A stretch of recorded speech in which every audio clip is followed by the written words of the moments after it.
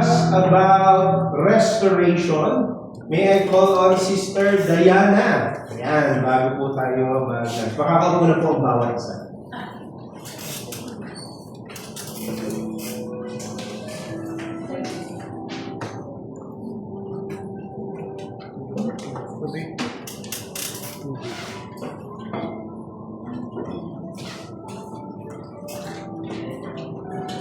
Hello po, sabi ng umaga po.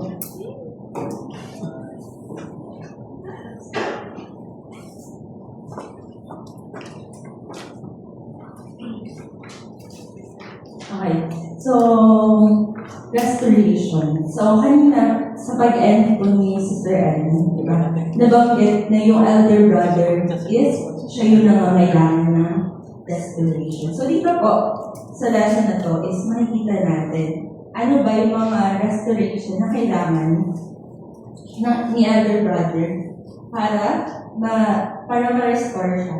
And ano ba yung mga pinagdaanan niya, ano ba yung mga meron sa kanya na baka sa atin is may experience din po ng bawat isa sa atin. So, bago tayo magpunta po sa pinaka-point, so tingnan po muna natin, ano po ba yung context ng Luke chapter 15. So, yun na binasa na po natin, yung Luke chapter 15, tama ba? Hanggang 32. So, dito po, makikita natin. So, sa Luke 15 is ang audience ni Jesus, yung mga tax collector and yung mga sinners. So, sila yung mga, nagpakumbaba sila regardless kung ano yung background nila, lumapit sila kay Jesus para pakinggan kung ano yung sasabihin ni Jesus para sa kanila. Then, meron din mga audience, which is the Pharisees and the scribes.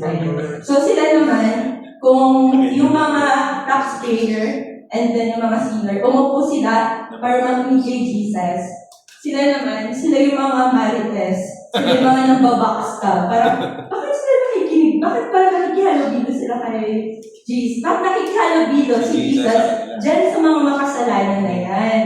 Sabi niya.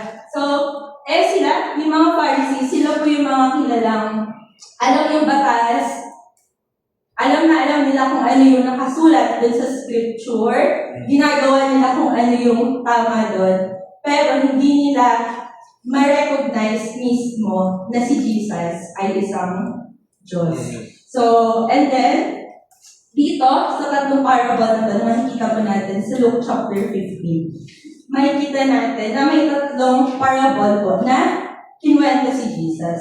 So, and about yun lahat sa pagiging lost and being found. So, first, yung the lost sheep, di ba? Kung familiar tayo, kung lalo na sa mga Sunday school, di ba lagi yan, may 100 na sheep, and then may nawalang isa, nung bumalik yung isa, sobrang saya nung shepherd kasi bumalik yung isa.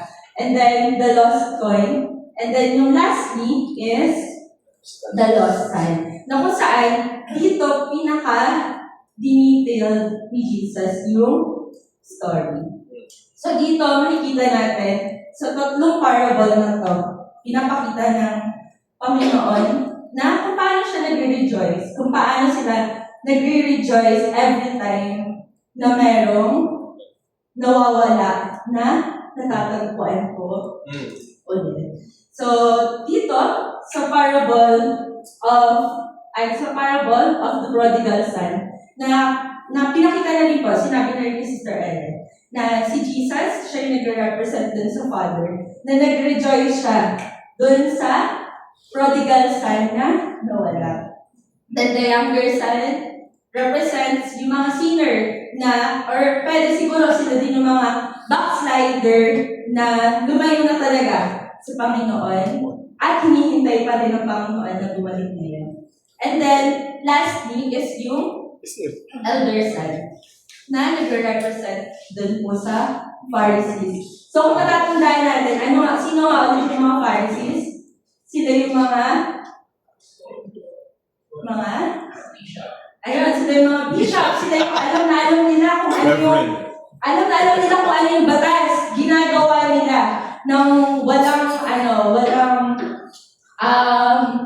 tawag dito, hindi sila nagkakamali doon. Talagang perfect nila kung sinabi na kailangan magdasal kayo ng alas 3, magdadasal sila. So, ganun po sila ang klase. Pero, yung puso nila ay malayo sa Panginoon. So, kanina nabasa naman na po yung Luke 15:25 to 32. So, hindi ko na siya babasahin. So, kikwento ko na lang sa inyo kung ano yung outline or ano yung summary ng ating kwento. So, yung elder brother, katulad ng nakwento kanina ni Sister Ellen, hindi siya umalis. Nag-stay siya, sumunod siya sa kung ano sinasabi sa kanya ng tatay niya. Pero kahit na nandun siya, nag-stay siya, yung puso niya pala sa Panginoon is napaka-layo. So, malapit siya in proximity. Lagi sila magkasama, siguro magkatabi pa sila ng kwarto.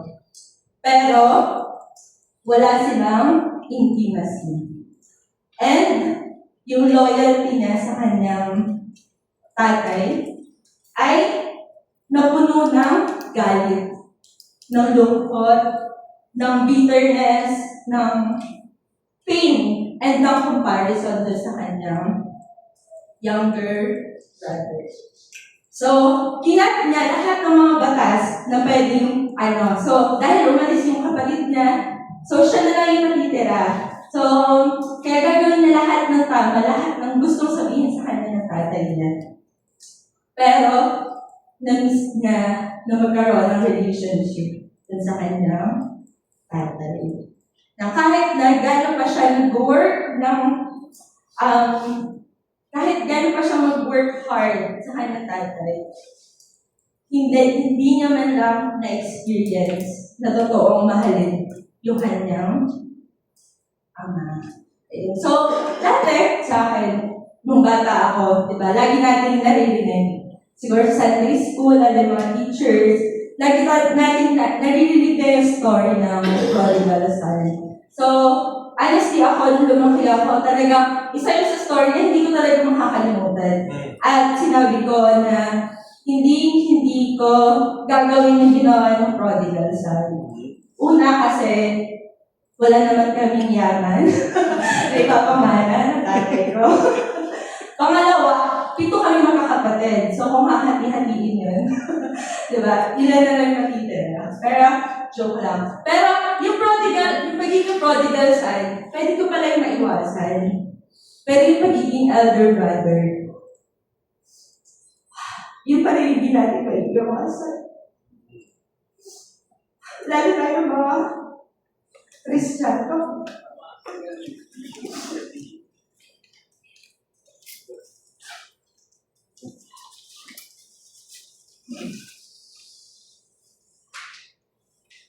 So, hindi pala natin kailangan umalis. Ako,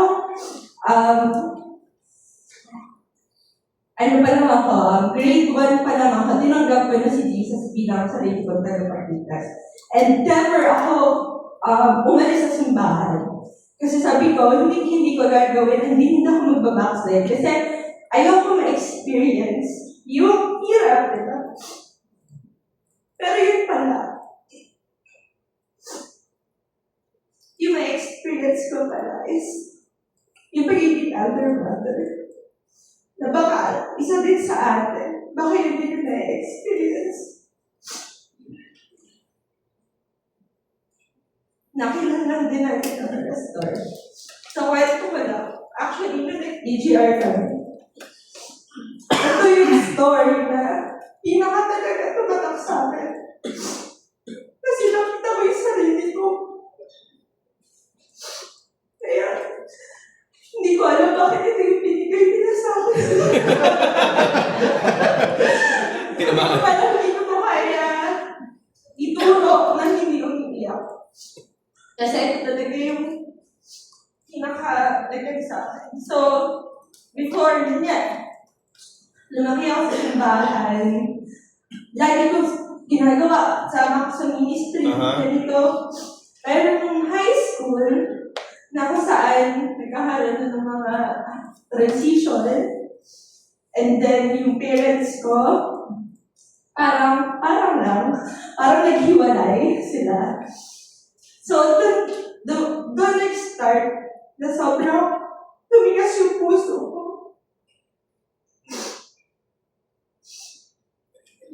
Sa isip ko, ayoko na magsimba. Pero ayoko maparusahan. Ayoko maluin ng Panginoon. So, yung ate ko, patuloy pa rin kami na in-invite. So, gagawin kasi kung magsisimba ako, pero papalit ako para ilang oras na lang ako ilang oras na lang ako na mag-spend sa church.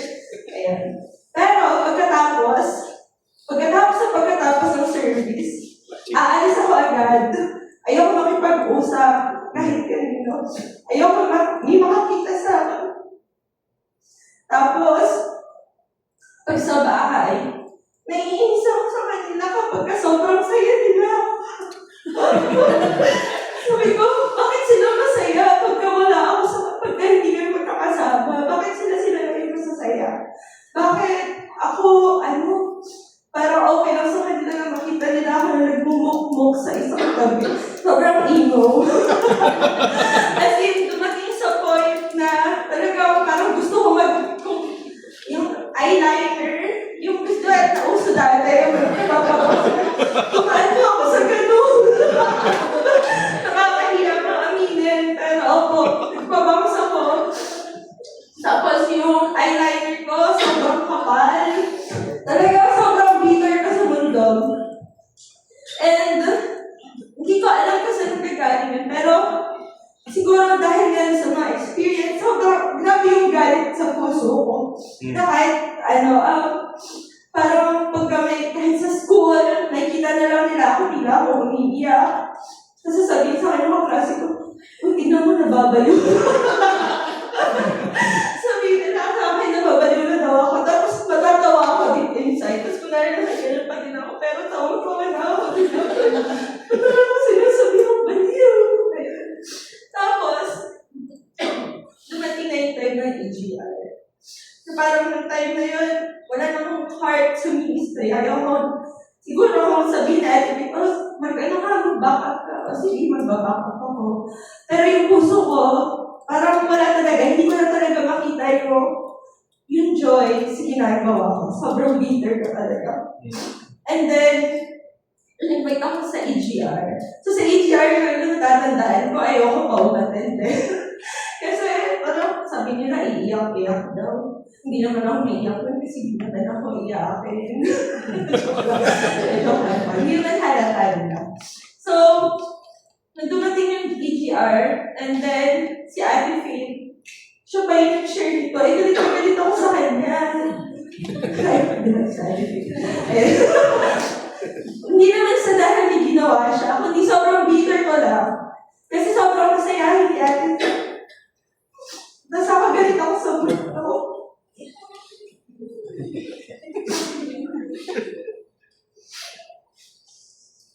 Pero yun pala, na-realize ko, ito pala yung kailangan ko. Yung restoration. Magagalis na. Sorry, Lord. And after po nung EGR ko, hindi ko makakalimutan.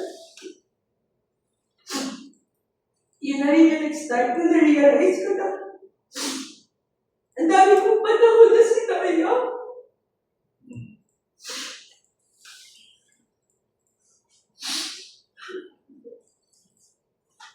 Ilang taon ako na nabuhay sa God.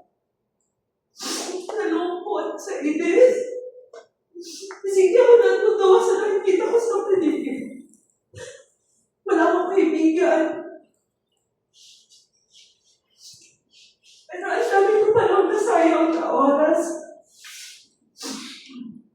na imbis na marami pa akong mga tao na nasyaran, imbis na mas naging blessing ako. Pero, hindi. Sinayang ko yan. Kasi hinayaan ko na yung puso ko. Mapuno siya ng galit. Kaya, ngayong hapon ko, or ngayong umaga,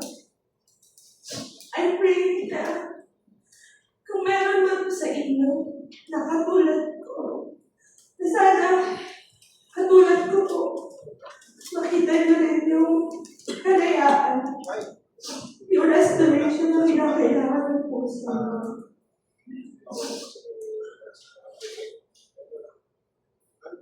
So ano po ba yung restoration? So restoration, according kay Google, to return or make as equal. So ibig sabihin po, it is something that's been damaged, lost, or changed, and bringing it back to its original state. And then next, to reestablish something. So this speaks about the rebuilding foundation, reestablishing of our trust to the Lord, connection, and purpose, whether that's with God, with others, and with ourselves, and to bring back. So,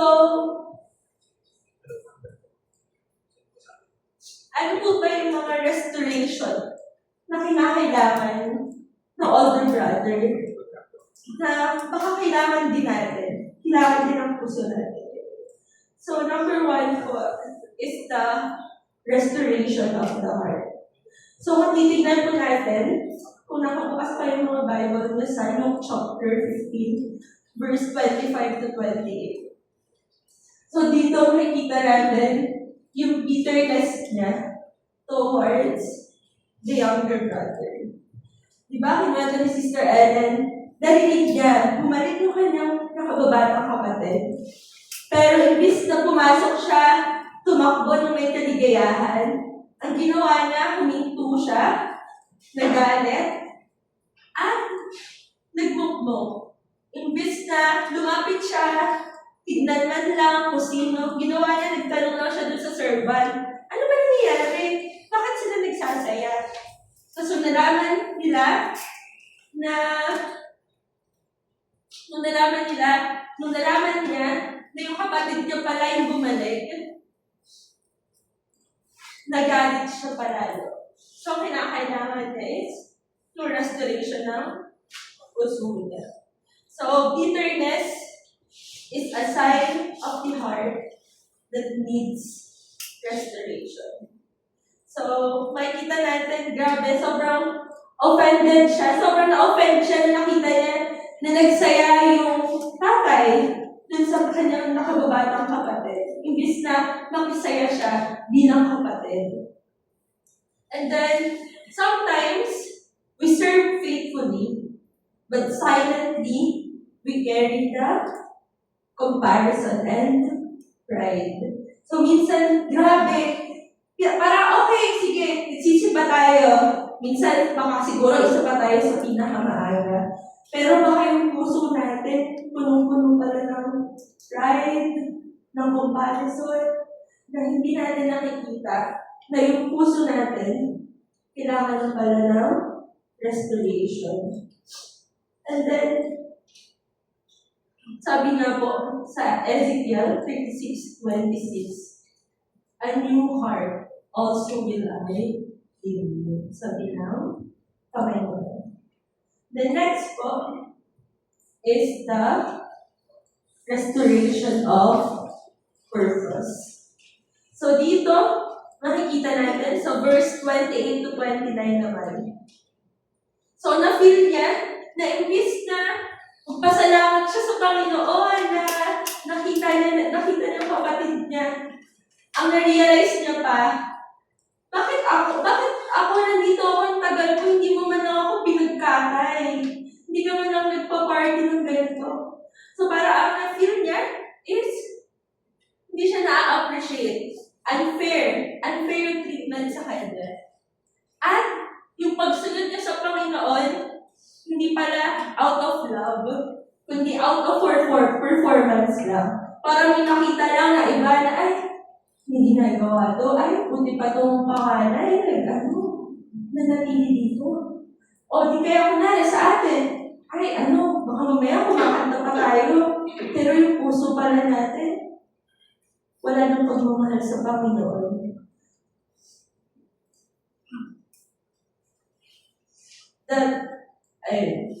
So the father is joyful, nakikita natin dito. But the son is bitter. At hindi niya naintindihan na dapat yung grace na sineselebrate.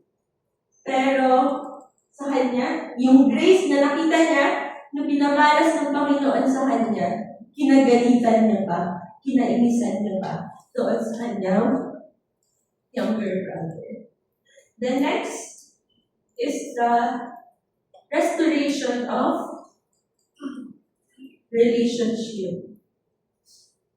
Ayan. So, kung mapapansin natin sa verse 30 to 31, hindi niya na in-address yung kanyang kapatid bilang kapatid. Ang sinabi niya na, itong anak mo, yung anak mo, di ba yan, umalis yan, yung anak mo? Hindi niya na sinabi, ay, ang kapatid ko, hindi sinabi niya yung anak mo. So, dito makikita natin na kahit man lang pagturing doon sa kanyang kapatid, hindi na tinuturing na kapatid. At yung kanyang sakit at galit na naramdaman niya is yun din, yung naging reason para mawalan siya ng connection sa kanyang tatay at sa kanyang kapatid. So kahit pala tayong mga faithful, kahit na tayong mga law-abiding citizen of the Philippines, pwede pa rin pala tayo na nag-carry tayo na okay tayo sa labas, pero yung puso natin, hindi. Kaya restoration brings healing. He obeyed the Father's word, but he missed his heart. The Father reminds him that you are always with me, di ba? Lagi kitang kasama. At ikaw na ang meron ako. Pero bakit hindi mo magawang makisaya sa akin? Let God restore your relationship. Not just Him, but to others that you stand strong. And then number 4, the restoration of identity. So, sino ba yung tunay na prodigal sa kanilang dalawa? Diba? Yung isa, openly siya na nagkasala, lumayas pa siya, kinuha niya pa yung mana niya, pero bumalik siya at nagpakumbaba sa kanyang ama. Pero, yung older brother, hindi siya umalis, sumunod siya, nagstay siya, pero, yung puso niya naman pala yung sobra ng lumayo doon sa kanyang tatay. So, sino yung pinakamaraming inaksaya? Yung nag-aksaya ba ng pera? O yung nag-aksaya ng time, ng love, ng joy, ng fellowship, kasama yung tatay niya? Nakita nung elder brother na hindi siya anak. Piling niya isa lang siyang servant. Kasi, nawala na yung relationship parang tinatawag niya na lang sigurong tatay, pero hindi niya na tinuturing na tatay yung kanyang anak. Nakatira siya doon sa bahay nila. Iisa sila ng tinitirahan. Pero nakalimutan niya na kung ano ba talaga yung identity niya. So, katulad sa atin, baka lagi tayo nandito, pero baka nakakalimutan na natin kung sino yung nagligtas sa atin, kung sino yung nagmamahal sa atin, at kung sino yung tumanggap sa atin nung sobrang makasalanan natin. Restoration brings us back to our true identity in the Father. So don't let duty blind you to your identity. You are a child of God and not a slave. And number 5, restoration is the one forgiven. So, kaya ang restoration na kailangan niya is the restoration in full. So the elder son never experienced the joy of forgiveness. Because, bakit? Hindi niya naman binuksan yung puso niya dun eh. Kahit napatawarin siya, nakasarap pa rin yung puso niya. So, ano ba yung mga nangyayari sa atin kapag ni-restore tayo ng Panginoon? So, restoration, hindi lang siya about pagbabalik ng mga kung ano yung ibang nawala sa atin. Kundi, it's about stepping into fullness again. So, ibabalik tayo dun sa kung ano ba tayo nung una natin tinanggap yung Panginoon. Gano'n ba natin siya minamahal noon? So, yun yung restoration na kailangan natin. Una is freedom from guilt. So, minsan, yung weight ng mga nakaraan natin, mga past mistakes, wrong decisions, minsan, yun yung naghihila sa ating pababa. Pero, kapag ni-restore na tayo ng Panginoon, siya yung mag-aala sa atin ng mga bigat na yun. You no longer live under the shame. Then second, restored relationship with God. You feel close to Him again. Yung connection na totoo. Hindi yung connection na gumagawa ka lang, pero wala yung puso mo dun sa ginagawa mo. The connection that is personal and yung connection na galing mismo sa puso natin. The next is the strengthened leadership. So habang hinihil ng Panginoon yung puso natin, i-empower niya rin tayo to lead with integrity, compassion, and boldness. Then next, syempre, magkakaroon na tayo ng peace in our life. So, minsan, yung mga bagay na pumipigil sa atin, yung mga galit, inggit, minsan yun yung pumipigil sa atin eh. Pero, kaya minsan parang wala naman talaga, pero hindi mo sobrang bigat ang nararamdaman mo. Kaya kung hinayaan natin or hayaan natin ngayon ng Panginoon na mag-restore ng puso natin, yung chaos na yun is mapapalitan ng kapayapaan. There's a deep, quiet confidence that God is with us. The next is the healing of past wounds. So, kung dati parang feeling mo, yun yung nagde-define sa'yo, yung sakit na yun. Pero ngayon, hindi na yun yung magde-define sa atin. At alam nyo ba na ang Panginoon, doon siya magsisimula kung saan yung mga bagay na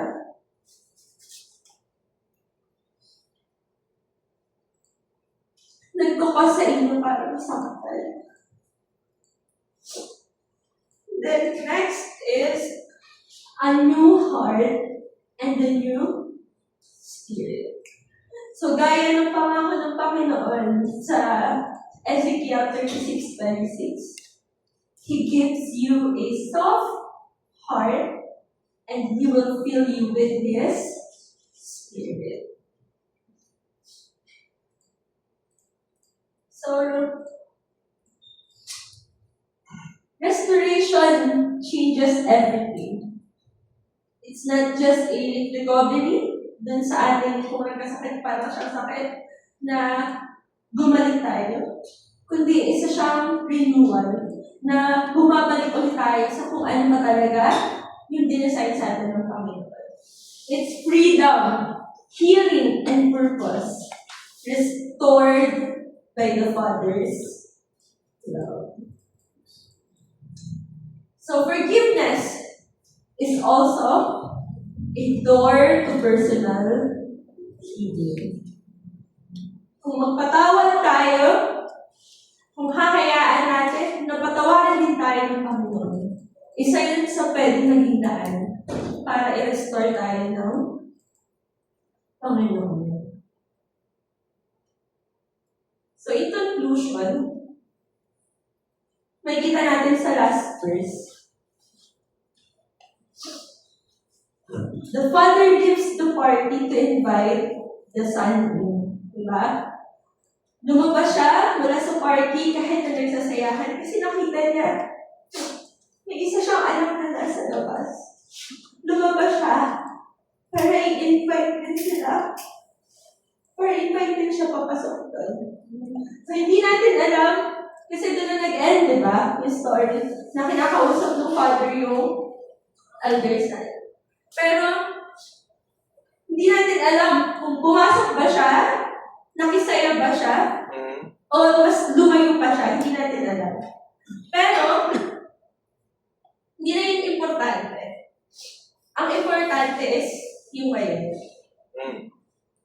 Kung tayo yung tatanungin, kung isipin nyo, ilagay nyo yung sitwasyon nyo sa elder brother ngayon. Kung kayo yung pinapapasok ng Panginoon, will you enter the joy of restoration? Amen. So, invitation sa atin ng Panginoon, siguro iniisip nyo, hindi naman ako hindi naman matigas, hindi naman ako umalis sa Panginoon Hindi rin naman matigas yung puso ko So, yung invitation ng Panginoon, hindi lang siya para sa elder son, para din siya dun sa younger son. The one who ran far and came back empty, and the one who stayed close but grew cold. So, walang maliit or malaking kasalanan sa Panginoon. Lahat din magkakapantay. Pero, no sin is too big and no heart is too hardened para sa Panginoon. So, ngayon, question ko sa inyo. Are you the younger son needing to return? Or the elder needing to release and receive? So, kung nasan man kayo ngayon, alalahanin nyo, naghihintay yung Panginoon. Amen. Yes. And let Him restore your heart today. Yeah.